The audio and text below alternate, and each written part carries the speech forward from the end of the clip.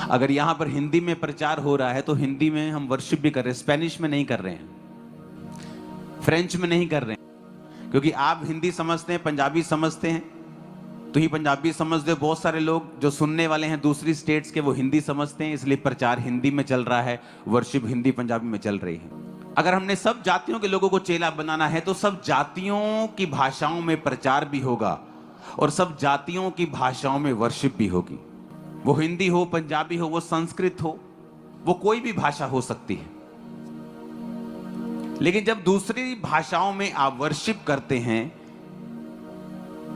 तो मैंने आपको ये प्रोफेसी आई थिंक कुछ साल पहले आपको दी थी कि परमेश्वर ने कहा है कि जो दूसरे रीति रिवाजों के तौर के ऊपर लोग वर्शिप करेंगे और लोगों को बता दे कि वो उनका विरोध ना करें। क्योंकि अगर परमेश्वर ने उन लोगों को बचाना है जो फ्रेंच बोलते हैं, आप फ्रेंच में गाएंगे, फ्रेंच में प्रीच करेंगे।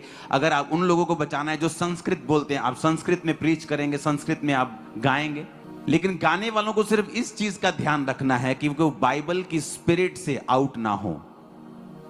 वो अपने रैप्स में, अपने सॉन्ग्स में किसी भी ऐसी रिलीजियस ट्यून की कॉपी ना करें जो किसी और धर्म की है।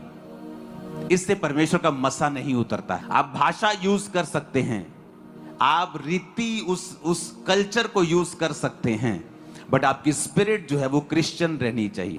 आपकी जो स्पिरिट है वो फॉरगिविंग होनी चाहिए। उस सॉन्ग में, उस रैप में बदले की भावना देख लांगे, चक दांगे, वट दांगे, तेनू टांग दांगे, देख लांगे, नो, ऐसा नहीं होना चाहिए। रैप चाहे हो पर उसकी स्पिरिट क्रिश्चियन हो। माफी का संदेश, प्यार का संदेश, पवित्रताई का संदेश, गॉस्पल संदेश जो परमेश्वर का वचन कहता है। आप किसी भी भाषा में वो संदेश दे सकते हैं।